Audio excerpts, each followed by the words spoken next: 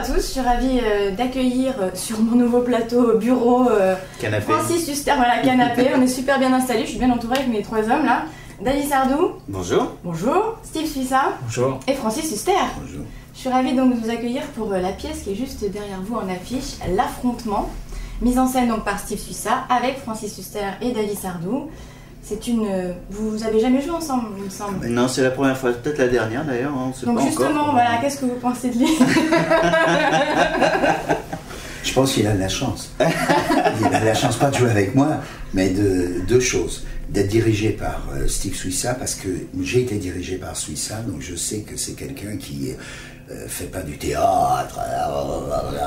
Comment tu fais le théâtre? Non, c'est un metteur en scène qui lui-même a fait des films de cinéma et il a une idée. Moi, je l'ai eu comme élève il y a 20 ans et déjà quand il était chez Florent, cinéma. Et il détestait les trucs en poulet, théâtre. Et c'est vrai que comme metteur en scène, il y a eu Bronx, il y a eu le Journal d'Anne Frank, il y a maintenant L'Affrontement, et que je trouve qu'il a une humilité dans le travail, il se remet en question, il est là, il cherche, il dit ce qu'il pense, quand ça lui plaît pas, ça lui plaît pas, et il trouve, et par rapport à cette pièce, qui est dans le monde entier un tabac depuis 20 ans, je pense que c'est très bien que Suissa la mette en scène d'une façon cinématographique. Et c'est là où je trouve que David a de la chance, parce qu'il ne va pas tomber dans un travers qu'on peut, avec cette pièce, faire le genre, c'est la religion, c'est la foi, c'est le c'est blabla, c'est tout ça. C'est une pièce extraordinaire. Moi, je la vois plus comme une comédie de Billy Wilder, comme les grandes comédies de Tony Kirsty, Jack Lemmon. D'ailleurs, Jack Lemmon a joué le rôle. Oui, ça a été jusqu'aux Oscars. Je la vois plus comme ça. Non, mais tu sais, quand tu vois l'affiche, tu te dis, qu'est-ce que c'est? C'est un truc sur... D'abord, tu vois qu'ils ont tous les deux les croix. Tu te dis, c'est quoi ces 2 prêtres? Non, on savait que tu allais nous parler d'acteurs américains. Mais pardon, c'est pour ça qu'on rigole. Ah, c'est pour ça que tu rigoles? Non, mais j'ai vu les c'est des pièces américaines. C'est ce que je te dis. Non, mais Francis, Et alors, donc, tu as la chance d'être dirigé. Ah bah, pour moi, l'affiche, je vais te dire, je me suis marré parce que j'ai l'impression que ces 2 mecs attendent un autobus. Alors, lui, il se casse en disant c'est fini. Et l'autre, il dit, mais non, je te dis, il va venir, arrête tes conneries. Et en fait, en voyant ça, je me dis, finalement, il y a une croix parce que l'autobus, c'est Dieu. L'autre, il se réunit là. Celui-là, il se bourre la gueule. C'est vraiment, mais dans la pièce, hein, Farley, c'est un prêtre irlandais qui se bourre la gueule au whisky, et l'autre, c'est un rôle, le héros, c'est-à-dire le mec à la James Dean, à la Tom Cruise, à la Brad Pitt, à la Norton, c'est-à-dire le gars qui a fait le trottoir, qui s'est fait défoncer, qui est complètement terminé, et ce type-là, ce qui est formidable, c'est que il veut devenir prêtre. Et il tombe sur le prêtre, mais le plus foutu du monde, la raclure totale. Le mec, il fait des... Tu sais, aux États-Unis, ils font des shows, les prêtres, l'idée. Alors, le mec, il signe des autographes, il est là, c'est pour la gâteau. Il tombe sur le pire. Et c'est formidable. La pièce est formidable. Vraiment. Un avis, du coup? Bah non, je suis tout à fait d'accord avec lui. Maintenant, la question... Oh, pardon, excuse-moi, je te coupe. Après, je dis plus rien. C'est que la première chose, c'était Suissa. Et la deuxième chose, c'est que c'est une pièce américaine. Mais que l'adaptation de Jean Piat et Dominique Piat, c'est celle qu'ils avaient déjà créée il y a 17 ans avec Piat et Bernard, elle est extraordinaire. Parce que des fois, tu as des adaptations qui tripatouillent, tu vois, qui machinent. Or là, je trouve que le travail de Piat, des 2 Piat, il est formidable. Parce que tu es au cinéma, tu n'es pas au théâtre. C'est tac, tac, tac, tac. C'est-à-dire que les trucs drôles, c'est... Et puis en plus... Paradoxalement, même si ça a l'air très élégant et tout, il y a des répliques pas piquées des hannetons. Alors du coup, c'est vrai que quand on voit l'affiche et qu'on se dit que c'est religion, etc., ça peut faire un peu sérieux, on se dit, on va rigoler vraiment le fond est sérieux, bien entendu, parce qu'on parle de religion, on parle du sacerdoce des femmes, on parle de l'homosexualité, on parle du rôle des prêtres, est-ce qu'ils ont le droit de se marier ou pas, on parle des questions d'église, mais c'est traité avec beaucoup d'humour. On peut parler de choses sérieuses tout en ayant un certain recul ou une certaine légèreté parfois. Et c'est justement ce qui est formidable dans cette pièce, je trouve, c'est qu'il y a une intensité pendant 9 tableaux, c'est graduel, ça monte en intensité, et il y a des moments de soupape, d'humour qui viennent tout d'un coup libérer l'attention et font respirer aussi le spectateur, parce qu'on ne peut pas tenir en haleine 1h40 quelqu'un sur une intensité comme ça, il faut lui donner des moments de... Tu crois que les prêtres ont le droit de coucher ensemble? C'est le genre de phrase qu'il y a, c'est tel quel. On pense que les prêtres doivent coucher ensemble, ils doivent avoir le droit de coucher, ou des trucs sur le sacerdoce des femmes. T'as pas du tout l'impression d'être au théâtre. Et c'est là où je trouve que Steve est alors, je sais même pas si ça s'appelle metteur en scène, je sais pas le directeur. On aurait pu mettre réalisé par. Je sais pas. Et puis en plus, même sur le décor, il va en parler, Steve, mais même le choix du décor. Et des lumières, j'imagine aussi. Les lumières, enfin voilà. Ouais, on a fait un travail. Nous, on est les acteurs. Oui, on a fait un travail avec Stéphanie Jarre, Jacques Roverollis, Edith Vesperini, qui ont fait les lumières, les décors et les costumes. Totalement actuel, totalement moderne. On a transposé ça vraiment aujourd'hui.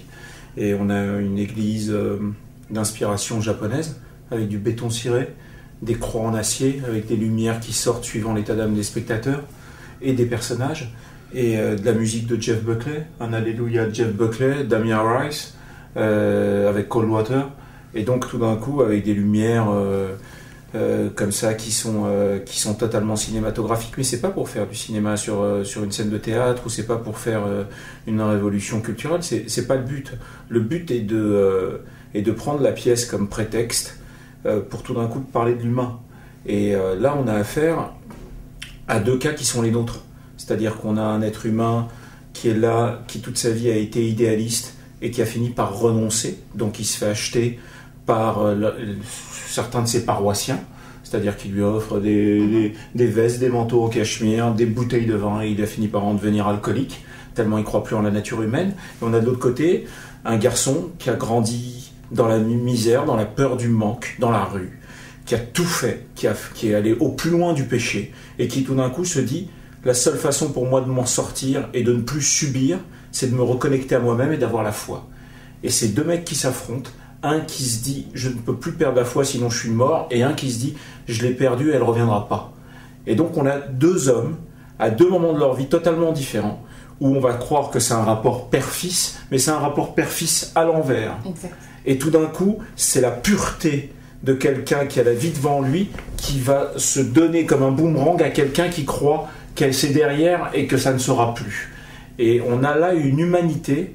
Quand on voit le pape d'aujourd'hui qui s'arrête en Argentine, qui embrasse un handicapé, qui demande une église pauvre, ou quand on se demande l'homosexualité, le sacerdoce des femmes, on a un truc où on est... Moi, je ne suis ni catholique ni religieux, et quand je lis cette pièce ou quand j'écoute mes acteurs, je trouve qu'on est pile dedans, même sur les questions que je me pose un matin sur deux. Et c'est en ça que c'est incroyable. Qu'on soit homme, femme, religieux, pas religieux, qu'on ait la foi ou pas, qu'on aime le théâtre ou pas, cette pièce parle à tout le monde. Et c'est ça qui m'intéresse au théâtre. C'est tout d'un coup d'en faire quelque chose de populaire, comme le cinéma. De rentrer là en se disant, on va pas se faire chier, ça va pas être pompeux, on va pas avoir des acteurs qui font des performances, qui sont face publique et qui déclarent. Ça pourrait être n'importe qui, voyons. Voilà. Donc, et c'est en ça que cette pièce est super intéressante et super actuelle. Et qu'elle m'intéresse, voilà. Et qui fait que tout d'un coup, on a 12 rounds de boxe sur la foi, sur l'existence, sur... Qu'est-ce que ça veut dire réussir dans la vie et qu'est-ce que ça veut dire réussir sa vie? C'est pas la même chose du tout. Voilà. C'est quoi? C'est tout d'un coup avoir le sentiment qu'on a un certain pouvoir et qu'on se fait caresser l'épaule en se disant qu'on est formidable, ou c'est sans arrêt se remettre en question pour creuser qui on est et devenir qui on est. Voilà. Et en ça, oui, forcément qu'il y a une sorte de religion, de spiritualité, de foi, mais on voit bien qu'aujourd'hui, c'est ce qui intéresse tout le monde. Voilà. Oui. Donc, et qu'on est dans le cœur du débat et qu'on voit qu'il y a tellement plus de repères, tellement plus de valeurs. On allume le JT, on se dit mais c'est une blague. Même au croisement tous les jours de la rue, on voit des choses complètement aberrantes. Et je trouve que cette pièce met les pendules à l'heure. Sur la vérité, sur ce que c'est d'être soi, sur la quête, sur le chemin qu'on a à faire, sur le renoncement. Voilà, renoncer à ses rêves d'enfant ou pas. Et voilà, et on a deux personnages qui sont à la fois forts et fragiles, qui sont totalement paradoxales, qui sont humains, qui sont touchants, qui parfois nous font éclater de rire tellement ils sont cash, qui parfois nous émeuvent parce qu'on a l'impression que l'un à l'autre, sans se regarder comme dans la pudeur qu'on peut avoir pour un parent ou pour un frère, ils finissent par se confesser sans se regarder, juste en essayant de se parler à travers le public, et le public est spectateur de tout ça puisqu'il est dans l'église, que l'église est éclairée comme si ça faisait partie du spectacle et qu'il a affaire à deux personnes qui vont lui dire des secrets sur l'humain pendant 1h40. Et dans ce cas, le spectateur, lui aussi est comédien. Et voilà, pourquoi elle me plaît cette pièce, et pourquoi on la remonte, et pourquoi je trouve que dans le temps, avec la même adaptation, elle a évolué d'une façon terrible.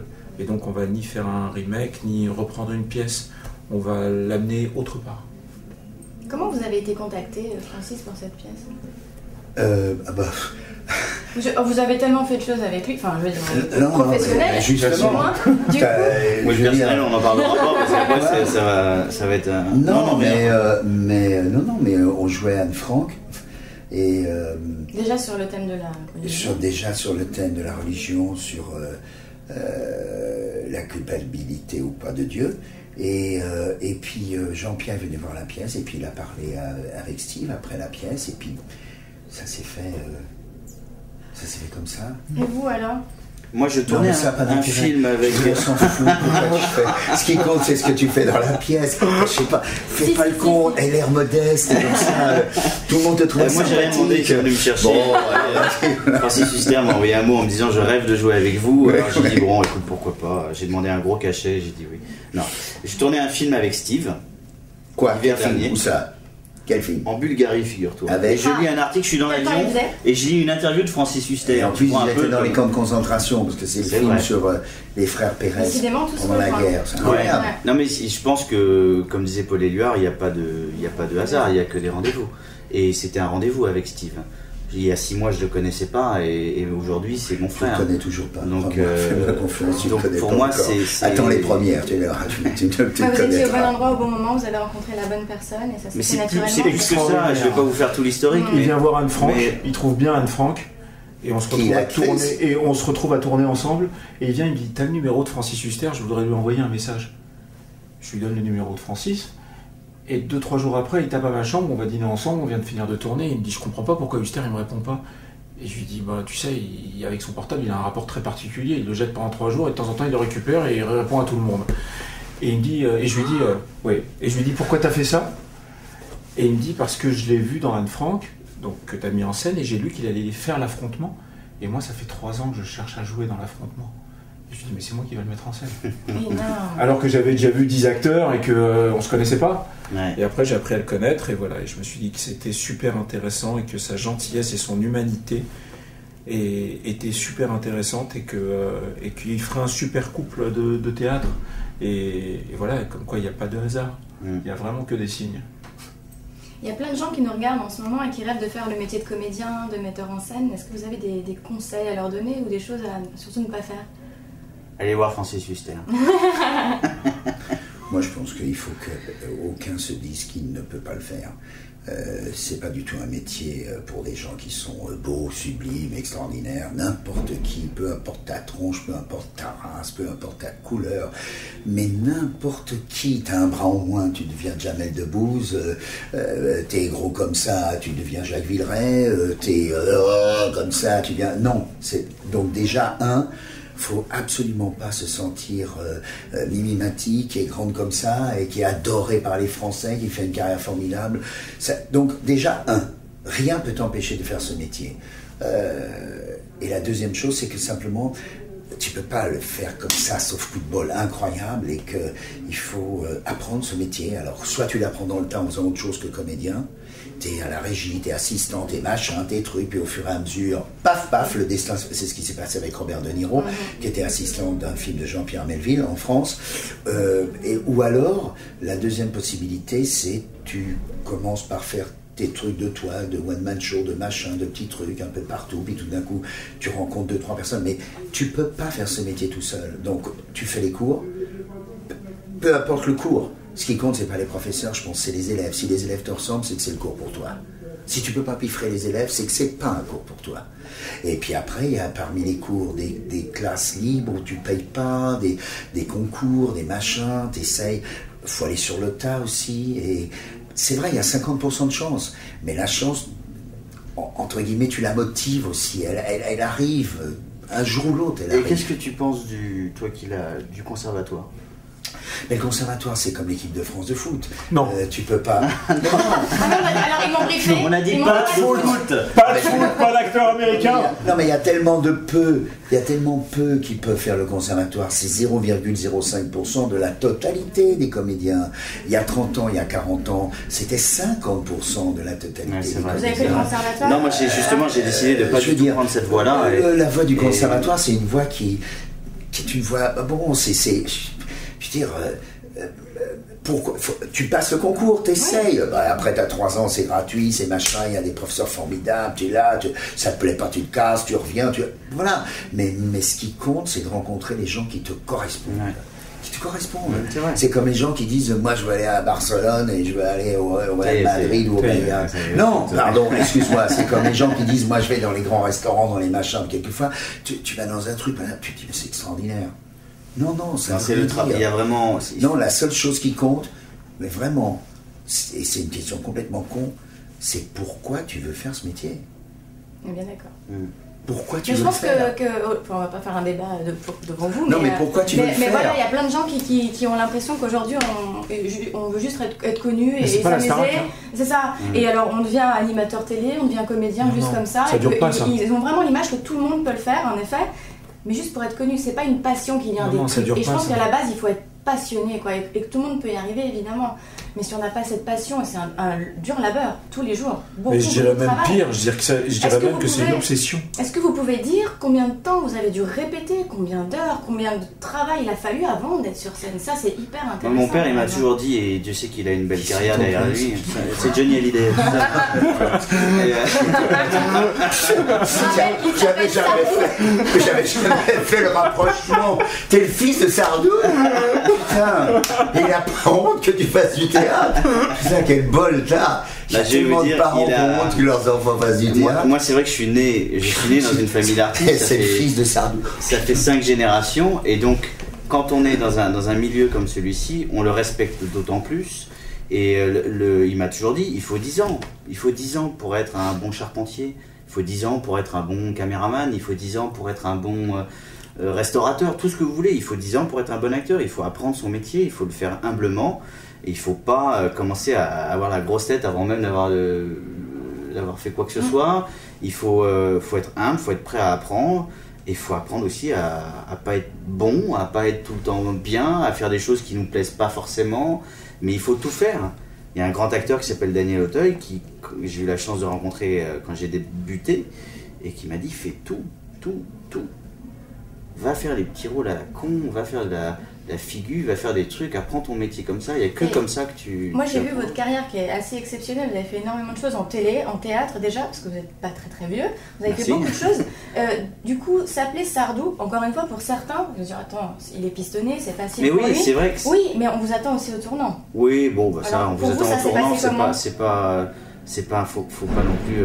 Quand j'entends certains fils d'eux se plaindre ou dire c'est un handicap, ça me fait doucement rigoler parce que on est quand même très très bien logé.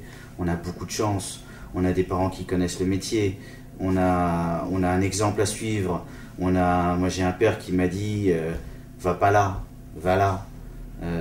Il m'a pas dit comment faire mon métier parce que ça, on peut pas apprendre à quelqu'un à devenir acteur. Ça se transmet pas. Le fils de Louis Jouvet n'était pas un grand acteur. Mais on a des facilités et les gens vous reçoivent et les gens vous écoutent.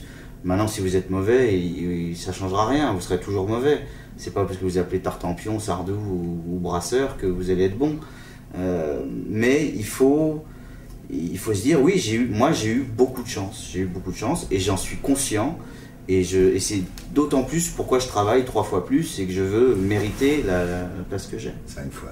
5 fois plus. On est à quelques jours. En tout cas, il y a une super ambiance. Je 5 pense que ça se fois ressent plus. aussi sur scène parce que vous vous adorez tous les trois, tout simplement. Ah non, ça dort pas du tout là, c'est parce que ça soit coupé. Ils font bien semblant parce qu'à entre, ils se frappent. Attends. Et on doit aller assez vite parce que c'est internet, etc. Ouais. Mais une dernière question qui n'a rien à voir non plus avec la pièce. Mais beaucoup de gens aussi ont envie de devenir journaliste, pourquoi pas.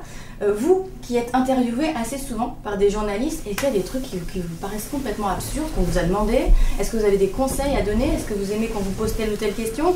Ou des choses... Déjà, alors, primordial, c'est un conseil un peu bête parce que vous allez me dire évidemment, mais c'est de savoir à qui vous parlez et de savoir de quoi vous parlez. Parce que ça arrive très souvent, malheureusement, d'avoir en face de vous quelqu'un qui vous parle et qui ne sait pas ce que vous avez fait, qui ne sait pas qui vous êtes, qui ne sait pas d'où vous venez, qui ne sait pas de quoi la pièce parle.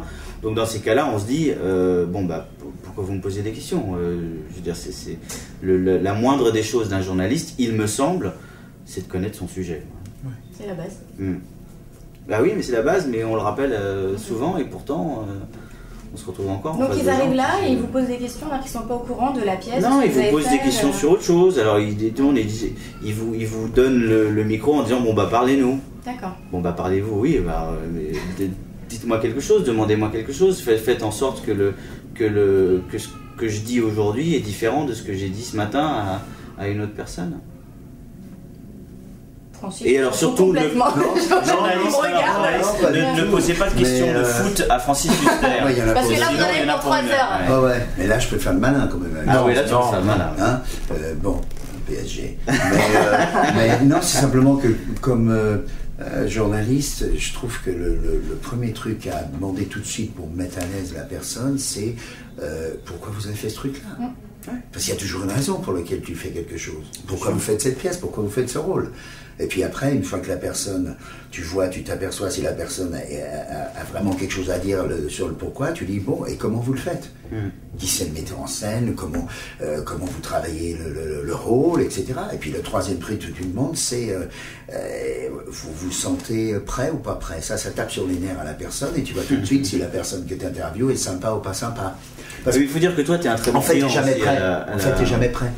Tu vois ? Surtout toi. Pourquoi ? Comment t'es prêt ? Moi ? Ouais. Oh, moi. Oui, t'es un bon client, toi. C'est vrai que c'est vrai qu'ils n'ont pas encore commencé. Moi, je suis comme Messi avant le truc.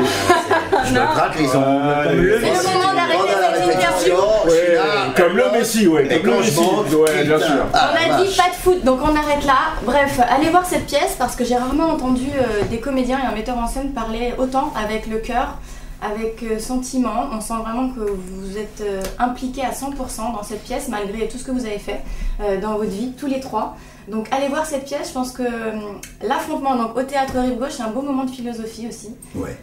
Voilà, merci infiniment de nous merci avoir reçus, de nous avoir écoutés. Merci beaucoup. Et on va faire une photo ensemble, comme ça on va finir avec vous. Qui me prend en photo?